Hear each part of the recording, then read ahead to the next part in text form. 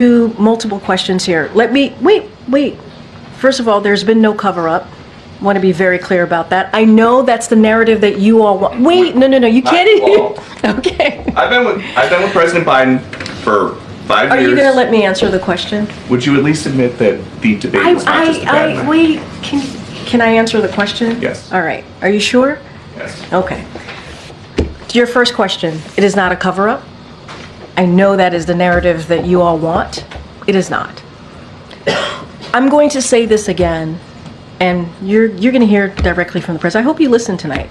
I think it's going to be incredibly powerful and important. The Oval Office, presidents, as you know, when they make speeches from the Oval Office, it's because there are important moments that they want to directly make sure that the American people hear from them, and it's obviously going to be done in prime time. I would listen to the president. And then what I will say is that it is not easy making a decision that the president made on Sunday. It is just not. It is not. And as you all reported, it is historic. It is unusual. This is not the norm. And making a decision like that for someone who has been in public service for 54 years, U.S. Senator for 36, President to Vice President to President Obama for 8, and now a first term as president himself. These are not easy decisions to make. They're just not. And so the fact that he was able to make that decision in a selfless way, that's admirable. One of the decisions he made, President Biden wants Vice President Harris to be the standard bearer of the party now. Does she still want to get rid of ICE? You have seen what this administration has been able to do in the past 3.5 years, and they did that with the vice president as a partner in that. And Republicans got in the way. The president went around Republicans and was able to get thousands of personnel at the border, and now we are seeing a 50% drop at the border. And that's because of what this president has done. As a partner, though, she's been in charge of root causes of migration for years. She has never spoken to the Border Patrol Chief, Jason Owens, or the Border Patrol Chief before him, Raul Ortiz. What should that tell us about her leadership style? She was supposed to be doing root causes, dealing with diplomacy. Diplomacy. Wait, diplomacy. That's what her job was supposed to be. Diplomatic. That's the job. And I understand that you're asking these questions, but we should also look at congressional Republicans who got in the way, literally got in the way of everything that this president was trying to do to deal with the border. They got in the way. They would say one thing and then they would change their mind. They would say, we want Border Patrol, we want we want a deal on what's happening at the border, and then they would walk away from it. And they did it because of what the former president said. You guys reported that. That's not coming from me. Some of your colleagues reported that the former president said, let's not move forward with this proposal because it's going to help Joe Biden.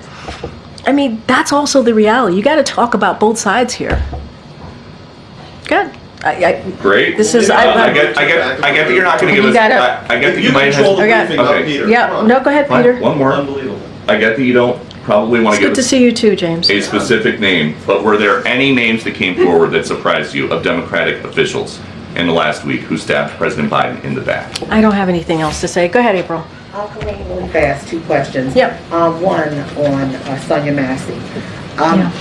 This is something that's continued to happen. The president, before he even became president, was really pushing after the George Floyd death, police-involved death. Yeah.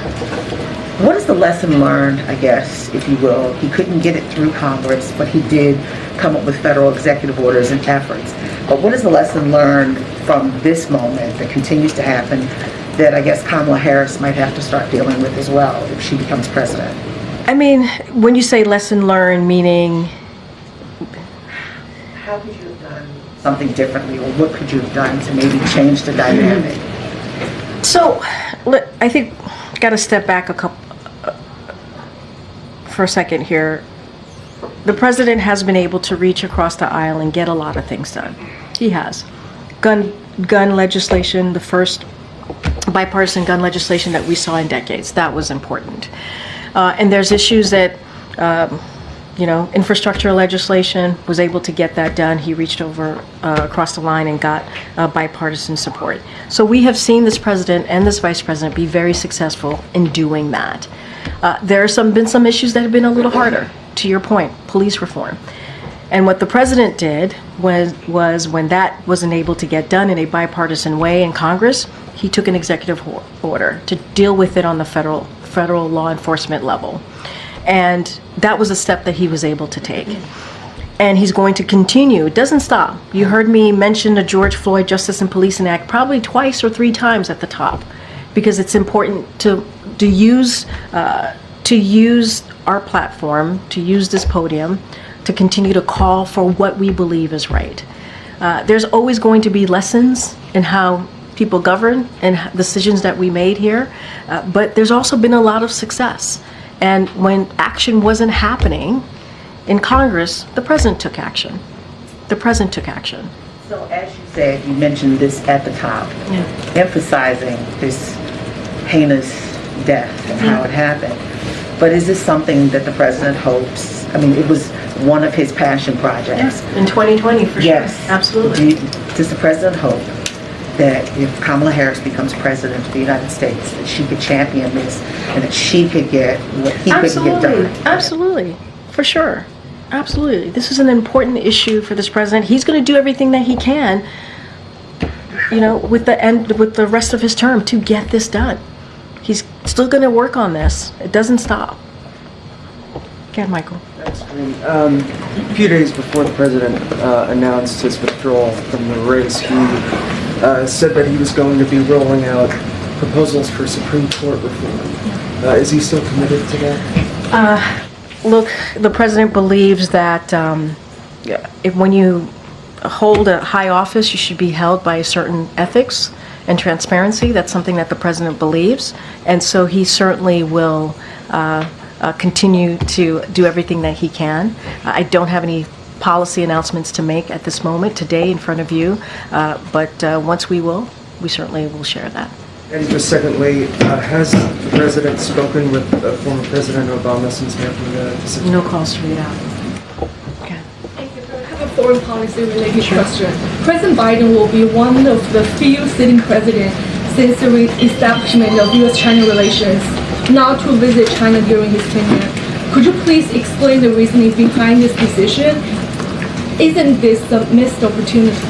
So, you heard from the National Security Advisor himself many times when we've talked about our relationship with China. It's been very deliberate in our strategy and our approach to our relationship with China. Very deliberate. And as you've heard us say many, many times, again, I mentioned the National Security Advisor, Jake Sullivan, we're pursuing competition without conflict. That has been our goal from day one of this administration. The president, as you know, met in a bilateral fashion with President Xi just last November, as you know, in California, with that goal in mind. Again, we want competition without conflict. So we have also had a number of cabinet secretaries. We've spoken to that. Whether it is Secretary Blinken or the Treasury Secretary, they've had travels to China over the past several years and many more. And so, look, we're going to continue to have these high-level officials travel there to China to continue to have those conversations. But we have been incredibly deliberate with our strategy.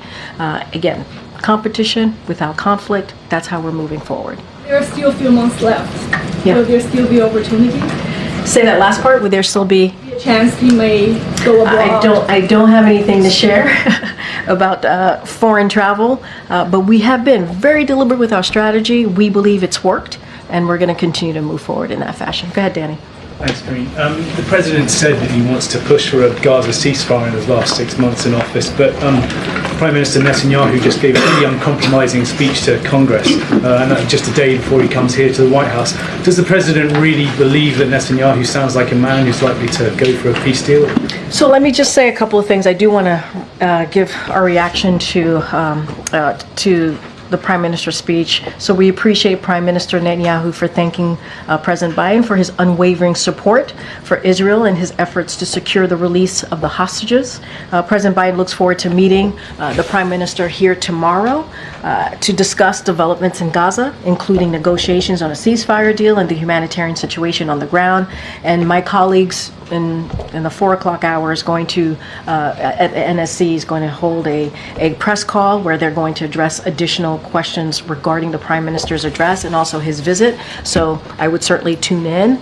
You'll hear more from them directly. Look, they're going to meet tomorrow.